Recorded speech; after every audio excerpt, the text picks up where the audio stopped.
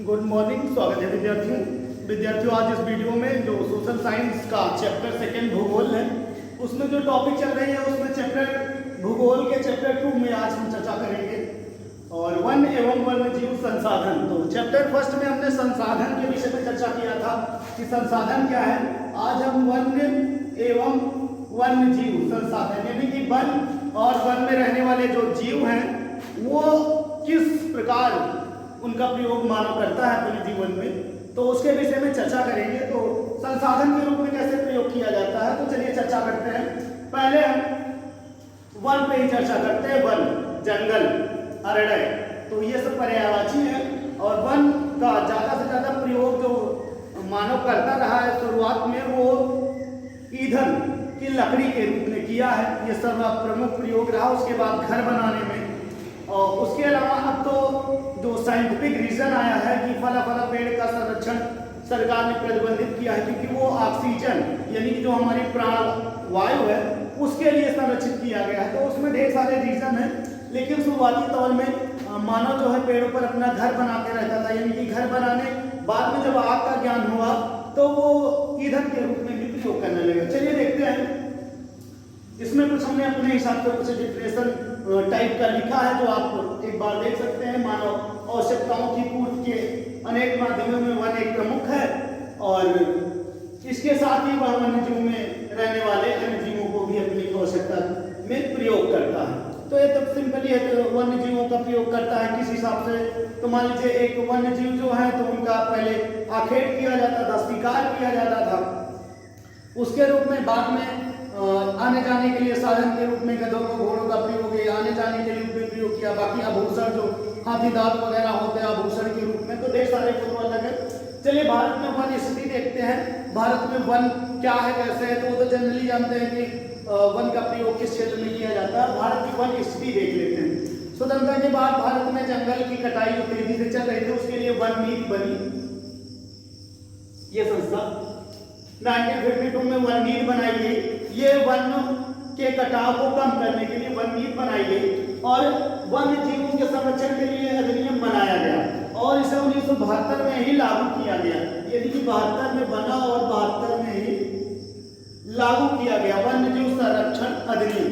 ये तो वन संरक्षण के लिए वन्य नीति बनाई गई और वन जीव संरक्षण के लिए 1972 में पहल की गई। तो ये दोनों सिस्टम के लिए दो चीजें हैं।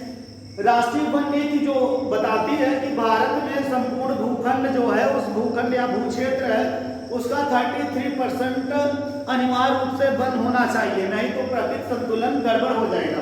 तो ये तो अपने अनुसार बताती है कि 33 भूभाग पर वन अनिवार्य है, लेकिन भारत में वन कितना है वर्ल्ड लेवल से हिसाब से देखें तो हम वन क्षेत्र में ज्यादा है, लेकिन एक जो वन नीति का आंकड़ा है उस हिसाब से कम है। कुछ क्षेत्रों में बहुत कम है, कुछ क्षेत्रों में ज्यादा है, कुछ क्षेत्रों में बहुत ज्यादा है। और अरुणाचल प्रदेश में, मिजोरम में, अंडमान निकोबार द्वीप समूह में इन क्षेत्रों में बहुत ज्यादा है। भारत में बात करें तो हरियाणा, दिल्ली, पंजाब और जम्मू कश्मीर ये जो क्षेत्र है वो ये वन क्षेत्र से बिल्कुल कम है। अपना जो यूपी है वो भी औसत से अधिक ही है। चलिए यहाँ पे देखते हैं, ये वन रिपोर्ट 2015 वन रिपोर्ट के विषय में बात कर ले तो एक जनगणना होती थी कितना % है भारत में वन, तो ये रिपोर्ट प्रकाशित की जाने लगी। 1987 में वन रिपोर्ट पहली बार प्रकाशित हुई कि फला क्षेत्र में इतनी देर में वन है। तो पहली बार कब, 1987 से। हमने इंटर नहीं किया, वो मोस्ट नहीं आपके लिए, तो जरूरी जो मोस्ट है वो 15वीं वन रिपोर्ट उसी 87 से 4 साल बाद ये आने लगी। तो 15 के बाद 15 में जो आई वो 15वीं रिपोर्ट थी जिसमें 21.33% ये बताया गया कि भारत में वन है। 16वीं रिपोर्ट पिछले साल आई है, इसमें बताया कि 0.56% बढ़ोतरी के साथ संपूर्ण वनाक्षर यानी कि वन से ढका हुआ।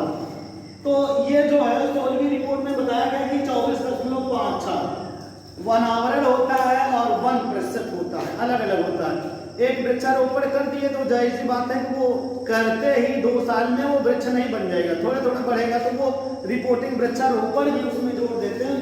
तो टोटली जोड़ने के बाद 16वीं रिपोर्ट 2019 के अनुसार भारत में 24.56% वन है और सर्वाधिक वन जो है वो % में मिजोरम में है भू क्षेत्र में जो है वो मध्य प्रदेश में है, और सबसे कम की बात करें तो हरियाणा और दिल्ली और पंजाब और जम्मू कश्मीर में, हिमाचल में इन क्षेत्रों में जो है वन का प्रतिशत कम है। ये तो एक इजी रहा। अब राष्ट्रीय उद्यान के विषय में हम देख लेते हैं कि राष्ट्रीय उद्यान, और इस टॉपिक में राष्ट्रीय उद्यान यहाँ पर देखें कि राष्ट्रीय उद्यान, राष्ट्रीय मतलब राष्ट्रीय हो गया, उद्यान मतलब बगीचा होता है, संरक्षण जीवों के लिए या जो भी वनस्पतियां हैं उनके संरक्षण के लिए जगह जगह बैरिकेडिंग कर एक सरकारी क्षेत्र हब बना दिया गया। तो ये पहले शुरुआत 1935 से होती है। और कार्बेट, जिम कार्बेट एक प्रमुख शिकारी थे।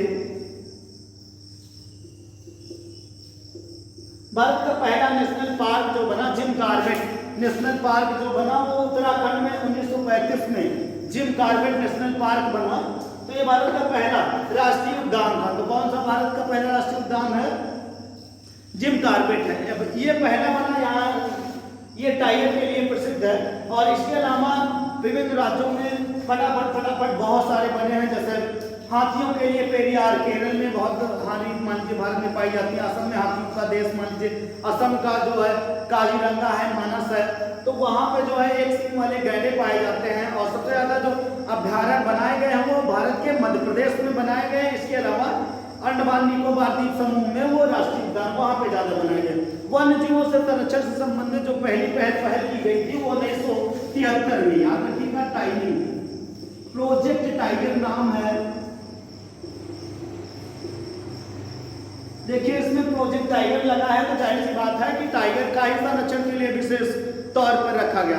और दूसरे टॉपिक में आते हैं 1992 में। 1992 में जो है वो प्रोजेक्ट एलिफेंट है, यानी कि प्रोजेक्ट हाथी, हाथियों के संरक्षण के लिए जो अभी हमने आपको बताया काजीरंगा, मानस और जो अन्य पेरियार, ये सब जगह जगह पे हाथियों के लिए बनाए गए। मान लीजिए छत्तीसगढ़ अभी विवादित रहा क्योंकि छत्तीसगढ़ से हाथी मध्य प्रदेश में आ गए, तो वहां पे भी टिक गए और वापस नहीं गए, तो वहां पे भी बनाना पड़ा अभी हाल ही ताल में।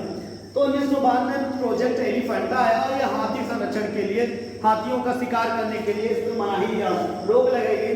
एक दक्षिण भारत नाम है तमिलनाडु का मरियप्पन, तो मान लीजिए वहां का एक कहते हैं डाकू था या शिकारी था, तो बहुत सारी हाथियों में लगभग अपने जीवन में 2000 हाथियों का शिकार किया था। तो वो अलग है। 1992 में प्रोजेक्ट एलिफेंटा हाथियों के संरक्षण के लिए चला गया।